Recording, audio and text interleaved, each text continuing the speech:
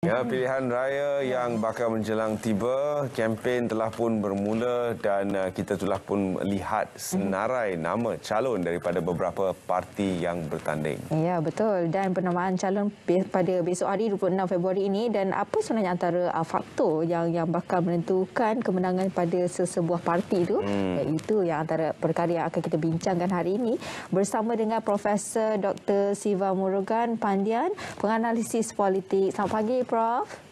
Selamat pagi. Ya, Prof, ia adalah suatu pilihan raya yang sebenarnya dinantikan juga kerana ada kemunculan parti-parti baru. Namun setiap parti perlu bijak meletakkan calon. Apakah formula yang sesuai pada pandangan Prof? Kita kerap menyatakan bahawa bila memilih calon itu perlulah calon yang disukai, calon yang disenangi, calon yang boleh menang. Tapi bagi saya, yang lebih penting adalah calon itu harus menjadi aset dan bukan liability kepada parti. Calon itu mestilah bukan sekadar menjadi pilihan parti, tetapi menjadi pilihan pengundi. Barulah kita mampu untuk melihat pemilihan calon yang berkelayakan, yang ada ketokohan, yang ada kewibawaan, yang ada kemampuan untuk menjadi seorang yang berhormat, yang boleh berkhidmat. Sebab itu kita tengok rata-rata hampir kesemua parti melakukan perubahan yang amat besar. Hampir 70% perubahan dilakukan. Itu disesuaikan dengan perubahan iklim pengundi muda, dan kita lihat barangkali itu juga bertujuan untuk mendampingi pengundi-pengundi muda agar itu menjadi satu indikator besar atau penanda aras kepada pengundi muda bahawa kehendak mereka itu dipenuhi. Tapi akhirnya calon ini mestilah calon yang berintegriti, beramanah, calon yang mampu menjalankan tanggungjawab untuk rakyat dan bukan untuk parti semata-mata. Baik. Dan Prof, peratusan rakyat yang keluar mengundi dijangka berkurangan ya, seperti PRU di Dewan Negeri Melaka. Jadi apa sebenarnya antara faktor utama yang menyebabkan perkara ini berlaku, Prof? Ya, kebelakangan ini kalau kita jadikan nota kaki kepada pilihan raya Negeri Melaka, peratusannya rendah, di Sarawak juga rendah. Satu barangkali disebabkan oleh faktor kesihatan. Tapi di Johor saya percaya ada faktor-faktor sampingan yang mungkin akan mempengaruhi peratusan yang rendah. Satu, ketidakmampuan pengundi dari Singapura untuk pulang mengundi. Dan begitu juga pengundi-pengundi yang telah pulang sebelum ini ketika perayaan barangkali tidak mahu pulang kerana merasakan bahawa mandat diberikan kepada siapa saja sama saja. Dan pengundi-pengundi luar ini seperti yang menetap di Kuala Lumpur, Negeri Sembilan, Melaka, barangkali akan membuat keputusan untuk tidak pulang mengundi kerana merasakan bahawa pilihan raya negeri ini tidaklah sepenting pilihan raya umum 15. Walaupun sepatutnya mereka menjalankan tanggungjawab mereka, mereka sepatutnya memastikan bahawa undi mereka itu diberikan kepada sesiapa saja yang mereka rasakan boleh memegang amanah sebagai seorang pemimpin. Jadi peratusan juga dijangka rendah kerana kadar COVID semakin meningkat, dan mungkin itu akan mempengaruhi pengundi-pengundi warga tua untuk tidak keluar, melainkan SPR memberikan jaminan akan ada SOP dan juga kepatuhan yang tetap, yang ketat untuk membolehkan pengundi ini keluar mengundi dengan selamat. Kepada apa yang disebutkan oleh Prof tadi, ada yang tidak mahu mengundi ataupun tidak mahu kembali mengundi setelah pulang daripada sambutan perayaan yang baru saja berlalu, disebabkan mereka rasa undi untuk parti A pun sama, undi untuk parti B pun sama, sebab akan ada lompat-melompat nanti. Jadi ada satu dasar yang dikemukakan oleh salah seorang calon, dasar anti lompat parti. Adakah melalui dasar ini akan meyakinkan lebih ramai pengundi untuk kembali mengundi ataupun merasakan bahawa mereka mempunyai kuasa untuk mengubah sesuatu? Ya, akta lompat parti sepatutnya dibentangkan di Parlimen pada minggu ini apabila sidang Parlimen bermula. Dan itu memerlukan bukan sahaja akta baru tetapi juga pindaan perlembagaan. Bermakna jika itu berjaya dilakukan, bermakna kita akan melihat satu sejarah baru di mana pemimpin yang mungkin tidak akan lagi lompat parti akan terus setia kepada parti mereka, memandangkan ada pengundi yang mengundi untuk parti dan mungkin untuk tidak calon tersebut.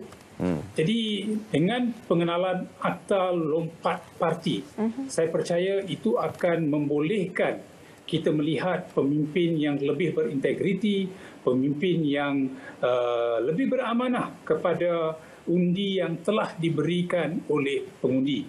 Bermakna jika sekiranya akta ini berjaya diperkenalkan dengan sokongan kedua-dua pihak, parti pemerintah dan juga pembangkang, dan kita tahu itu adalah salah satu perkara yang telah dipersetujui di dalam memorandum persefahaman di antara parti kerajaan dan juga pembangkang, dan saya harap ia akan dibentangkan kali ini dan juga diwartakan supaya kita tidak akan lagi melihat ada pemimpin yang keluar daripada parti mereka, ada pemimpin yang tidak lagi mengambil kesempatan daripada undi yang telah diberikan kepada mereka, kerana ini adalah amanah daripada rakyat.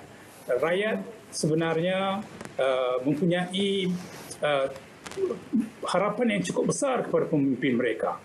Jadi pemimpin juga harus bertanggungjawab kepada undi yang telah diberikan kepada mereka dan memastikan bahawa mereka terus setia kepada mana-mana parti yang telah mereka tandingi ketika pilihan raya. Dan itu antara perkara penting lah kan yang perlu kita ambil kira. Dan selain daripada itu, Prof, apa lagi antara perkara yang boleh dilakukan bagi kita menarik penduduk Johor untuk keluar mengundi selain daripada pematuhan SOP ataupun yang diperketatkan lagi SOP? Apa lagi antara perkara yang boleh meyakinkan bahawa perlu untuk keluar dan mengambil part masing-masing untuk memastikan semua daripada rakyat Johor adalah untuk mengundi? Ya. Tidak, bagi saya parti harus memainkan peranan. Dan apatah lagi kalau dalam pilihan raya negeri Johor, kita melihat banyak parti bertanding. Bukan sahaja Pakatan Harapan, Barisan Nasional, Perikatan Nasional, tetapi juga Muda dan Pejuang, dan mungkin ada calon-calon bebas. Mereka juga mempunyai tanggungjawab untuk memastikan pengundi keluar mengundi pada hari mengundi. Kadang-kadang kita lihat ada yang tidak mahu keluar kerana mereka berada di atas pagar. Mereka menunggu sehingga ke saat akhir untuk membuat keputusan, dan jika tidak diyakinkan, tidak wujud kepercayaan, maka akhirnya mereka membuat keputusan untuk tidak keluar. Saya percaya SPR juga akan terus mempromosi dan juga memastikan bahawa peratusan yang tinggi dapat dicapai. Tetapi bagi saya masih melihat peratusannya di bawah 65%. Walaupun dengan undi 18 ataupun dengan pertambahan daripada jumlah bilangan pengundi 18 tahun dan ke atas, di mana mereka ini telah pun dikatakan akan menjadi satu kuasa besar dalam penentuan setiap pengundian selepas ini. Undi 18, kalau kita lihat, dikatakan bahawa wujud hampir 760,000 pengundi yang telah didaftarkan secara automatik. Yang berada di dalam kelompok 18 hingga 20 adalah sekitar 170,000. Bakinya 590,000 pengundi selama ini tidak mempunyai minat ke atas partisipasi politik, penyertaan politik. Mereka mungkin berumur sekitar lebih daripada 20 tahun, 25 tahun, mungkin sekitar